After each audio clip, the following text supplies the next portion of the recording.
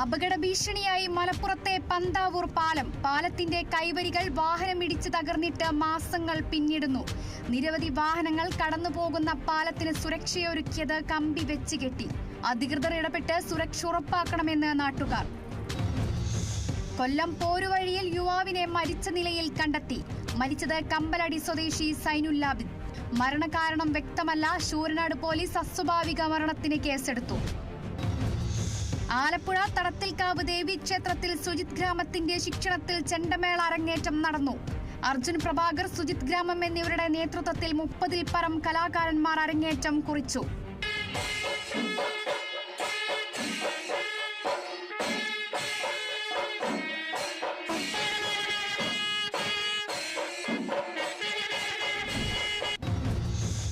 വയനാടിനും വിലങ്ങാടിനും തണലൊരുക്കാൻ സ്നേഹവീടിന്റെ പാട്ടുവണ്ടി. മാപ്പിളപ്പാട്ട് ഗായകൻ കൊല്ലം ഷാഫിയും കലാകാരന്മാരും ഒരുക്കുന്ന പാട്ടുവണ്ടി കാസർഗോഡ് മുതൽ തിരുവനന്തപുരം വരെ സഞ്ചരിക്കും. പാട്ടുവണ്ടിയിൽ നിന്നും സമാഹരിക്കുന്ന തുക ദുരിതബാധിതർക്കായി നൽകും.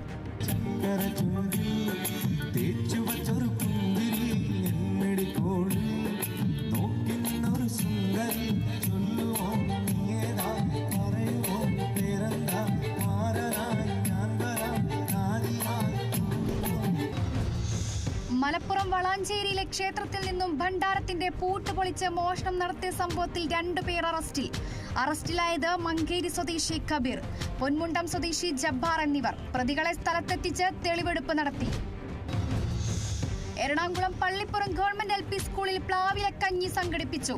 പ്ലാവിലക്കഞ്ഞി സംഘടിപ്പിച്ചത് പഴയകാല ഭക്ഷണരീതികൾ കുട്ടികളെ പരിചയപ്പെടുത്തുന്നതിനായി. PTA നേതൃത്വത്തിൽ കഞ്ഞിയും പുഴുക്കും ചമ്മന്തിയും പപ്പടവും കുട്ടികൾക്ക് നൽകി. നവംബർ 22 മുതൽ 24 വരെ തൃശൂരിൽ നടക്കുന്ന സീനിയർ ജേർണലിസ്റ്റ് ഫോറം സംസ്ഥാന സമ്മേളനത്തിന്റെ ലോഗോ പ്രകാശനം സാഹിത്യ അക്കാദമി ഹാളിൽ അക്കാദമി പ്രസിഡന്റ് K. സച്ചിദാനന്ദൻ നിർവഹിച്ചു. അക്കാദമി സെക്രട്ടറി CP അബൂബക്കർ ഏറ്റുവാങ്ങി. ലോഗോ തയ്യാറാക്കിയത് മാതൃഭൂമിയിലെ ആർട്ടിസ്റ്റായിരുന്ന JR പ്രസാദ്. എറണാകുളത്ത് നടക്കുന്ന സ്കൂൾ ഒളിമ്പിക്സിൽ മലപ്പുറം ജില്ലാ ടെന്നീസ് ടീമിൽ ഐഡിയൽ സ്കൂൾ വിദ്യാർത്ഥിനി അഭിരാമി പങ്കെടുക്കും. കടകശ്ശേരി ഐഡിയൽ സ്കൂളിലെ 8ാം ക്ലാസ് വിദ്യാർത്ഥിനിയാണ് അഭിരാമി. ഏരുവപ്ര സ്വദേശി ശ്രീജിത്തിന്റെയും ഡോക്ടർ മഞ്ജുഷയുടെയും മകളാണ് അഭിരാമി. മലപ്പുറം ഇരിമ്പിളിയം ഹയർ സെക്കൻഡറി സ്കൂളിന്റെ 50ാം വാർഷികാഘോഷത്തിന്റെ ഭാഗമായി പൂർവ്വ അധ്യാപക അനധ്യാപക സംഗമം സാദരം പരിപാടി സംഘടിപ്പിച്ചു.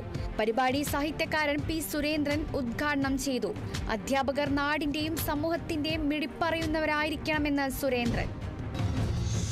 എറണാകുളം ചേറായി പള്ളിപ്പുറം സെന്റ് മേരീസ് ഹൈസ്കൂളിലെ സ്കൂൾ കലോത്സവം നിറക്കൂട്ടിന് കൊടിയേറി. കലോത്സവം ഫാദർ സിബിൻ കല്ലറയ്ക്കൽ ഉദ്ഘാടനം ചെയ്തു. 2 വേദികളിൽ 2 ദിവസങ്ങളിലായി നടക്കുന്ന കലാമേളയിൽ 300-ലധികം കലാകാരന്മാർ മത്സരിക്കും. നേപ്പാളിലുണ്ടായ പ്രളയത്തിലും മണ്ണിടിച്ചിലിലും മരിച്ചവരുടെ എണ്ണം 239 കടന്നു. 18 പേരെ കാണാതായി. വീടുകളും കെട്ടിടങ്ങളും തകർന്നു.